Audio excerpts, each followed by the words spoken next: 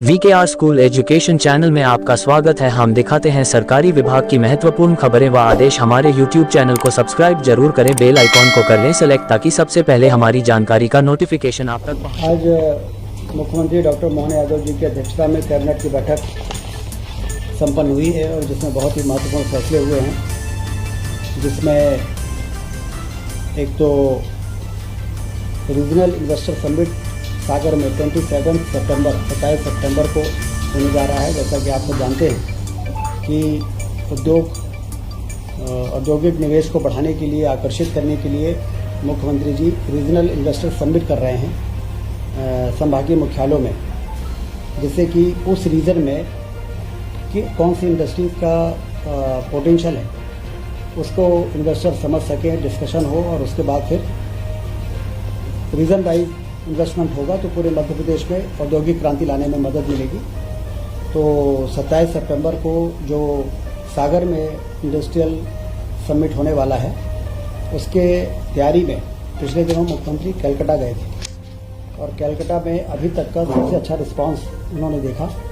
हम सब जानते हैं कि उद्योग के मामले में हमारे देश में कलकत्ता एक ऐसा स्थान है जहाँ पर शुरू से ही जूट से लेके और तमाम तरह की इंडस्ट्रीज की शुरुआत हुई थी। तो वहाँ के लोगों ने बड़ी रुचि दिखाई है मध्य प्रदेश में आने की। मध्य प्रदेश में जिस तेज़ी से विकास हुआ है, शांति का टापू है मध्य प्रदेश। बिजली, पानी और सड़कें शानदार बन गई हैं, हवाई अड्डे बन रहे हैं, रेलवे लाइनों का विस्तार हो रहा है। इसलिए एक बहुत अच्छा रिस्पांस मुख्यमंत्री जी ने वहाँ पर फील किया और हम सभी उम्मीद करते हैं कि रीजनल यूनिवर्सिटी कॉन्क्लेव जो सागर में होगा, उसके बाद अगले महीने रीवा में होगा, फिर होशंगाबाद और फिर शहडोल में होगा। उसमें हमें देश भर के वो तमाम उद्योगपति जो अभी अन्य राज्यों में ज़्यादा रुचि दिखाते थे, वो मध्य प्रदेश में बहुत तेज़ी से आकर्षित होंगे। इसी तरह से रिन्यूएबल एनर्जी इन्वेस्ट 24 जो गांधीनगर में हुआ, प्रधानमंत्री जी स्वयं वहाँ पर उपस्थित थे। वहाँ पर मध्य प्रदेश में जो रिन्यूएबल एनर्जी के क्षेत्र में काम हुआ है, उसकी बड़ी सराहना हुई है। चाहे वो रीवा का सोलर प्लांट हो 750 मेगावाट का, जिससे दिल्ली की मेट्रो चलती है, चाहे ओंकारेश्वर में फ्लोटिंग सोलर प्लांट का जो एक बहुत ही इनोवेटिव पहल रही है, उसकी भी बड़ी तारीफ हुई है। और पिछले वर्षों में जिस तेज़ी से रिन्यूएबल एनर्जी में यहाँ पर काम हुआ है, आने वाले 2 वर्षों में लगभग उतना ही क्वांटम हमारे प्रदेश में जंप होने वाला है। चाहे वो सोलर प्लांट हो, चाहे वो विंड एनर्जी हो, चाहे वो मिनी हाइडल प्लांट्स हो, इस मामले में भी वहाँ पर मध्य प्रदेश की उपस्थिति दर्ज हुई है। ये भी हम सबके लिए बड़ी उपलब्धि है। आज कैबिनेट में सोयाबीन उपार्जन की नीति को मंजूर किया गया है। जैसा कि आप जानते हैं कि भारत सरकार ने इसका समर्थन मूल्य 4,892 रुपये घोषित किया है और कैबिनेट ने ये तय किया है कि 25 सितंबर से 20 अक्टूबर तक किसानों का पंजीयन होगा और 25 अक्टूबर से 31 दिसंबर तक इसकी खरीदी होगी। 1400 उपार्जन केंद्र बनाए जाएंगे। MP वेयर हाउसिंग कॉरपोरेशन से उसके भंडारण के लिए बातचीत करके और उनका भंडारण सुनिश्चित किया जाएगा। मार्कफेड के द्वारा इसका उपार्जन होगा और पहली बार मध्य प्रदेश में सोयाबीन का उपार्जन भारत सरकार ने स्वीकृति दे दी है। लगभग 13.68 metric ton 13.68 lakh metric ton की भारत सरकार ने स्वीकृति दी है उपार्जन के लिए। तो ये भी किसानों के लिए एक बहुत अच्छी खबर है। 31 दिसंबर तक, 25 अक्टूबर से 31 दिसंबर तक और 25 सितंबर, इसी सितंबर में 25 तारीख से और 20 अक्टूबर तक पंजीयन होगा किसानों का।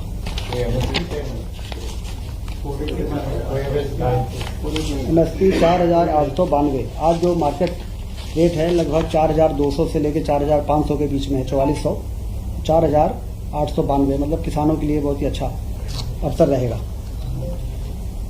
विधायकों का विश्राम गृह आप सब जानते हैं कि काफ़ी पुराना 1958 में जो बन के तैयार हुआ था, वो पर्याप्त नहीं है। जिस तरह से लोग विधायकों के पास आते हैं 1 BHK के वो कमरे 2-2 कमरे अलॉट होते हैं और उसको लेके विधायक काफ़ी असुविधा महसूस करते थे। तो आज कैबिनेट ने 159.13 करोड़ की स्वीकृति दी है। हमारे विधानसभा अध्यक्ष जी ने भी इस बात को शासन के सामने रखा था कि विधायकों के लिए नए आवास बनाए जाएं। तो 2 ब्लॉक को हम नवीन वो जो पारिवारिक खंड है उनको हटाएंगे और वहाँ पर फ्लैट्स बनाएंगे।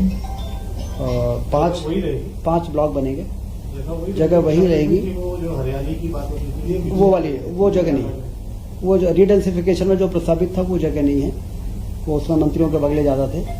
ये है पुराने पारिवारिक खंड क्रमांक 1 एवं शॉपिंग सेंटर के स्थान पर 102 आवास रहेंगे, 5 ब्लॉक बनेंगे, 2615 वर्ग फीट उसका स्क्वायर एरिया होगा और संपूर्ण परियोजना की राशि होगी 159.13 करोड़। तो कुल मिला के विधायकों की सुविधा मतलब विधायकों के पास आने वाले हजारों लोग जो जनता जनार्दन होती है उनको भी सुविधा होती है, जब वहाँ पर बैठने की अच्छी जगह हो, पार्किंग की जगह हो और मीटिंग कर सकें। इस प्रकार से सभी चीज़ों को जो आज के समय में जरूरी है। ये जो बनेंगे विधायकों के लिए तो मतलब ये 2 BHK 3 BHK 3 BHK संख्या कितनी होगी? 102 आवास अभी बनाएंगे पहले चरण में, उसके बाद जब यहाँ शिफ्ट कर देंगे फिर दूसरा ब्लॉक लेंगे। इस प्रकार से जितने हमारे 230 विधायक हैं सभी के लिए अति आधुनिक 102 जो रिडेंसिफिकेशन हुआ था राज्य के बजट से ये आवंटन हुआ है, उसी की सैंक्शन हुई है, तो ये उससे अलग हटके है। उसे हाउसिंग बोर्ड बनाएगा, ये PWD, इसको PWD बनाएगा।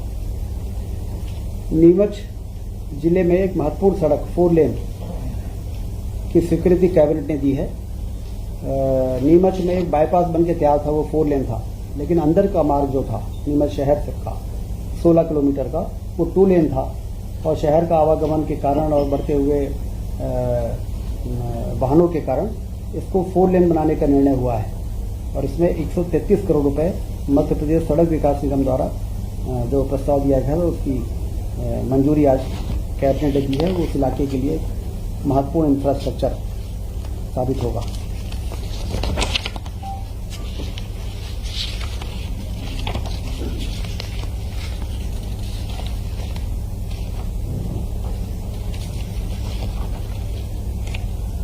आज के कैबिनेट में यही महत्वपूर्ण इशूज है।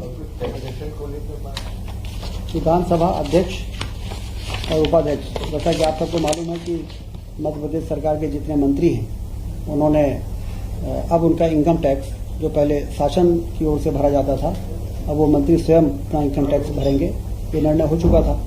आज के कैबिनेट ने विधानसभा के अध्यक्ष, उपाध्यक्ष और नेता प्रतिपक्ष तीनों का इनकम टैक्स जो स्वयं भरेंगे, ये आज प्रस्ताव जो आया था उन्हीं की तरफ से आया था। विधानसभा में आपको ध्यान होगा कि अध्यक्ष जी ने भी कहा, फिर उपाध्यक्ष जी ने भी कहा, फिर नेता प्रतिपक्ष जी ने भी कहा। आज कैबिनेट उसको, हाँ उपाध्यक्ष जब आएंगे तब, अभी तो ये अभी अध्यक्ष और स्पीकर वो नेता प्रतिपक्ष, तो इनका इनकम टैक्स भी अब वो स्वयं भरेंगे। इससे राज्य शासन का बोझ भी कम होगा और एक नैतिक रूप से ये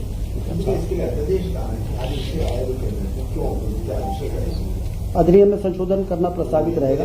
हाँ, अधिनियम जो है उसमें आज कैबिनेट ने मंजूरी दे दी है। अब जब हाउस होगा उसमें अध्यादेश में जो जरूरी संशोधन वो हो जाएगा। कितनी बचत होगी? अब ये तो कैलकुलेट करके ही जानकारी दी कैबिनेट के अलावा आपके पास से बात की हाँ, तो उज्जैन में जिले की कान नदी पर कान डायवर्जन क्लोज डक्ट परियोजना की भी रिवाइज सैंक्शन आज कैबिनेट ने दिया है, पुनरीक्षित प्रशासकीय स्वीकृति। मूल रूप से यह योजना पहले 479 करोड़ की थी, जो अब बढ़ के 919 करोड़ हो रही है। इस योजना में एक महत्वपूर्ण काम निर्णय मतलब पक्ष ये है कि क्षिप्रा नदी जो सिंघस जहाँ होता है और जहाँ पर देश और दुनिया के लोग आते हैं, वो क्षिप्रा नदी में कान नदी का पानी मिलने से ये सभी के मन में था कि उसका प्रदूषण होता है।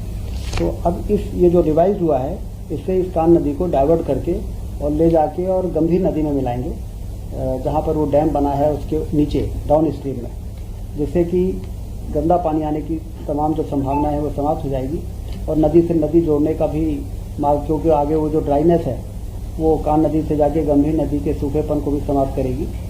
तो एक दो पर्पज इससे पूरे हो रहे हैं और क्षिप्रा को निर्मल रखने में भी मदद मिलेगी।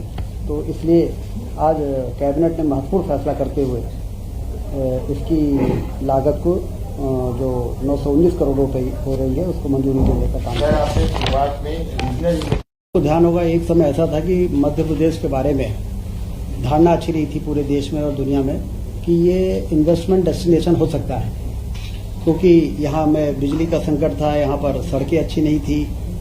मध्य प्रदेश की ब्रांडिंग आखिर किस आधार पर पूरे देश में की जा सकती थी? पहले बीमारू राज्य था और इसलिए उस समय तेजी से इंफ्रास्ट्रक्चर का डेवलपमेंट हुआ और मुंबई से लेकर महानगरों में और देश और विदेशों में भी जाके बताया गया कि मध्य प्रदेश में बहुत पोटेंशियल है, यहाँ इरिगेशन है, यहाँ पर पावर सरप्लस स्टेट है और उससे लोगों को बुला के एक वातावरण तैयार करने में पहले के इन्वेस्टर समिट ने भी अपनी बड़ी महत्वपूर्ण भूमिका निभाई थी।